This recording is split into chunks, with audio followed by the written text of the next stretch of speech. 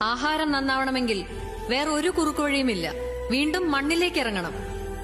ഒരൊറ്റ ബാൽക്കണി, ഒരൊറ്റ ടെറസ്, അല്ലെങ്കിൽ 1/2 സെന്റ് ഭൂമി. ഒരു വീട്ടിലേക്കുള്ള പച്ചക്കറികൾക്ക് അത് ധാരാളം. ആർക്കും സാധിക്കും. ഈ വേദിയിൽ എനിക്ക് പറയാനുള്ളത്, ഒരു വീടോ ഒരു ഫ്ളാറ്റോ ഒരു സ്ഥാപനമോ എന്ത് നിങ്ങൾ പണിയുമ്പോഴും കൃഷിക്കുള്ള സ്ഥലവും അതിലുണ്ടാവട്ടെ. നോക്കാൻ സമയമില്ല എന്ന് ഉടമസ്ഥർ പറഞ്ഞാൽ ആശുപത്രിയിൽ കിടക്കേണ്ടി വരുന്നതിന്റെ 100-1 സമയം വേണ്ടിവരില്ല എന്നവരെ ബോധ്യപ്പെടുത്തുക.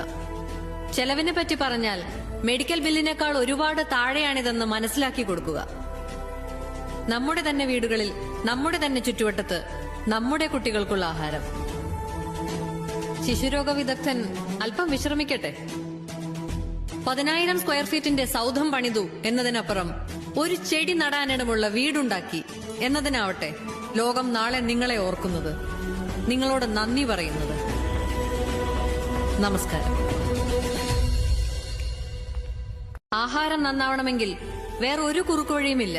വീണ്ടും മണ്ണിലേക്ക് ഇറങ്ങണം. ഒരൊറ്റ ബാൽക്കണി, ഒരൊറ്റ ടെറസ്, അല്ലെങ്കിൽ 1/2 സെന്റ് ഭൂമി.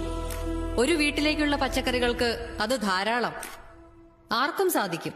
ഈ വേദിയിൽ എനിക്ക് പറയാനുള്ളത്, ഒരു വീടോ ഒരു ഫ്ളാറ്റോ ഒരു സ്ഥാപനമോ എന്ത് നിങ്ങൾ പണിയുമ്പോഴും കൃഷിക്കുള്ള സ്ഥലവും അതിലുണ്ടാവട്ടെ. നോക്കാൻ സമയമില്ല എന്ന് ഉടമസ്ഥർ പറഞ്ഞാൽ ആശുപത്രിയിൽ കിടക്കേണ്ടി വരുന്നതിന്റെ 100-1 സമയം വേണ്ടിവരില്ല എന്നവരെ ബോധ്യപ്പെടുത്തുക.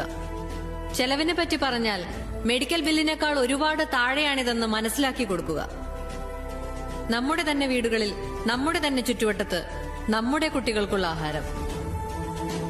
ശിശുരോഗ വിദഗ്ധൻ അല്പം വിശ്രമിക്കട്ടെ. 10,000 സ്ക്വയർ ഫീറ്റിന്റെ സൗധം പണിതു എന്നതിനപ്പുറം ഒരു ചെടി നടാനിടമുള്ള വീടുണ്ടാക്കി എന്നതിനാവട്ടെ ലോകം നാളെ നിങ്ങളെ ഓർക്കുന്നത്, നിങ്ങളോട് നന്ദി പറയുന്നത്. നമസ്കാരം.